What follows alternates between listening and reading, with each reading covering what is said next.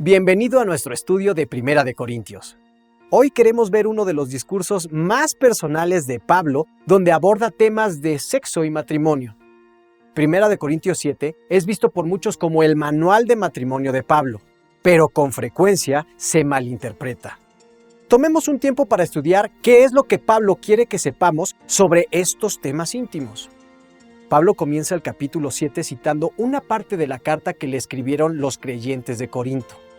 Él presenta cada una de sus preguntas de su carta de una manera similar.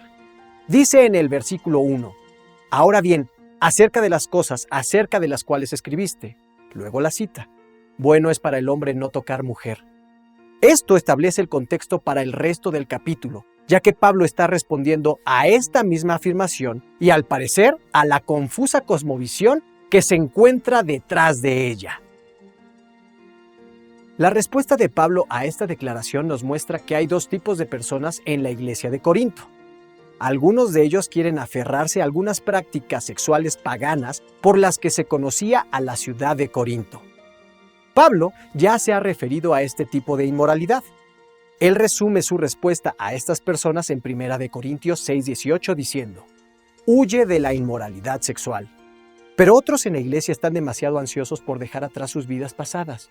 Estos creyentes van demasiado lejos en la otra dirección, afirmando que la inmoralidad sexual no solo es mala, sino que el sexo en sí mismo es malo y debe evitarse por completo.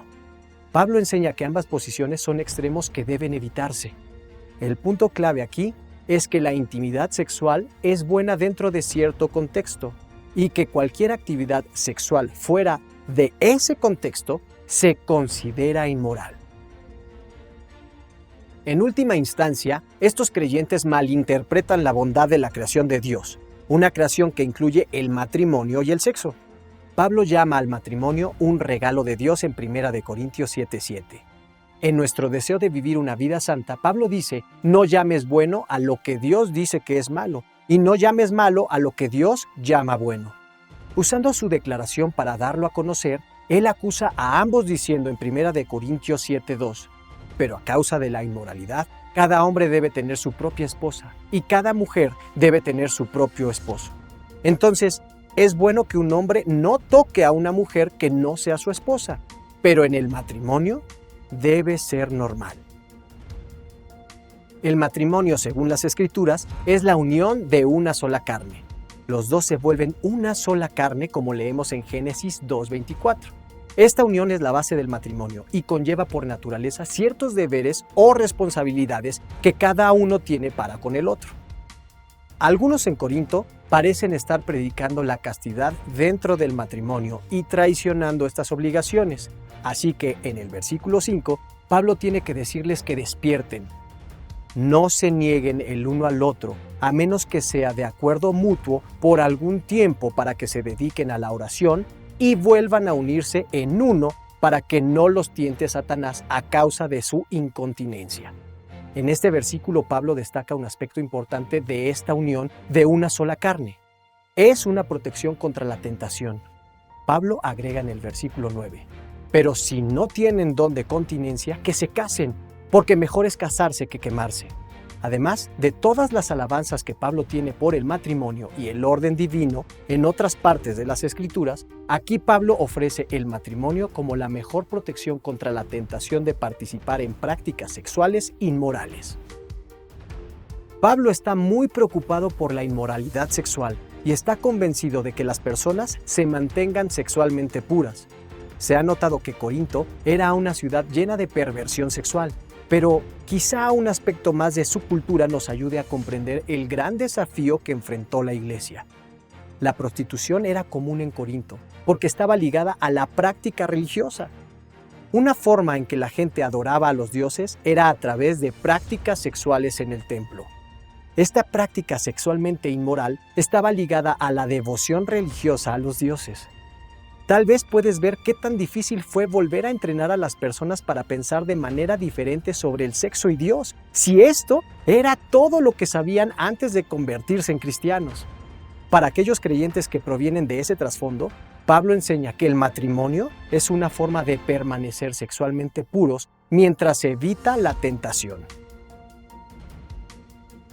Las Escrituras son claras con respecto a las intenciones de Dios para la humanidad en su creación, diciendo en Génesis 1:31, es muy bueno. Dios hizo placentero el sexo y bendijo la unión del hombre con la mujer en un compromiso diciendo en Génesis 1:28, sean fecundos y multiplíquense y llenen la tierra. Incluso inspiró un libro completo de la Biblia, Cantar de los Cantares, para celebrar el amor entre un esposo y una esposa en términos que expresen toda la pasión sexual de los amantes en el matrimonio. Hebreos 13:4 muestra este asunto claramente diciendo, honroso es para todos el matrimonio y pura la relación conyugal, porque Dios juzgará a los fornicarios y a los adúlteros.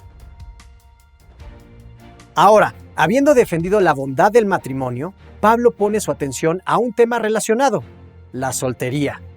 Por mucho que Pablo celebre el matrimonio en el capítulo 7, alienta la soltería tal vez incluso en mayor medida. Él dice en 1 Corintios 7:7, más bien quisiera que todos los hombres fuesen como yo, pero cada uno tiene su propio don procedente de Dios, uno de cierta manera y otro de otra manera. Continúa explicando en el versículo 8 diciendo, digo pues a los no casados y a las viudas que les sería bueno si se quedasen como yo. Pablo es soltero. Esta es una perspectiva poco común en las Escrituras, ya que a menudo pensamos que el matrimonio es el mejor plan de Dios para todos. Sin embargo, escuchen las palabras de Jesús en Mateo 19:12 cuando aborda este tema. Porque hay eunucos que nacieron así del vientre de su madre, y hay eunucos que fueron hechos eunucos por los hombres. Y también hay eunucos que se hicieron eunucos por causa del reino de los cielos. El que sea capaz de aceptar esto, que lo acepte. Ahora, un eunuco es un hombre que no puede tener actividad sexual generalmente como resultado de la castración. Cuando Jesús se refiere a los eunucos por causa del reino de los cielos, está hablando en sentido figurado de los hombres que se abstienen del sexo y por lo tanto del matrimonio para dedicarse a su ministerio centrado en el reino. Esto es precisamente lo que Pablo aboga en 1 Corintios 7. Si ellos tienen el don especial de un extraordinario dominio propio en los asuntos sexuales. De permanecer soltero por causa de Cristo, Pablo dice en el versículo 28, pero también si te casas no pecas, y si la soltera se casa no peca, aunque aquellos que se casan tendrán aflicción en la carne y yo quisiera evitársela. Continúa en los versículos 32 al 35. Quisiera pues que estuviesen libres de ansiedad. El no casado se preocupa de las cosas del Señor, de cómo agradar al Señor, pero el casado se preocupa de las cosas de la vida, de cómo ha de agradar a su esposa y su atención está dividida. La mujer no casada o soltera se preocupa de las cosas del Señor, a fin de ser consagrada tanto en cuerpo como en espíritu. En cambio, la casada tiene cuidado de las cosas de la vida, de cómo ha de agradar a su esposo. Esto digo para su provecho, no para ponerles restricción, sino para que vivan honestamente atendiendo al Señor sin impedimento. Si bien el matrimonio tiene grandes beneficios y fue instituido por Dios como un don para la humanidad, la soltería también tiene beneficios para aquellos que pueden permanecer castos sin que esto sea una tortura. La recomendación de Pablo aquí no es que la soltería sea mejor que el matrimonio, sino que cada persona debe hacer lo que sea que, como él dice, asegure la devoción al Señor sin distracciones. ¿La pasión te quema? Pablo dice que deberías casarte. ¿Tienes un gran dominio propio y un deseo de dedicarte por completo al Señor? Entonces la soltería es un regalo de Dios en tu beneficio. Sobre todo dice que eres libre en todos los aspectos, pero debes buscar seguir el llamado específico de Dios para tu vida. Hay aún otra capa de matices que Pablo agrega a la discusión en este capítulo.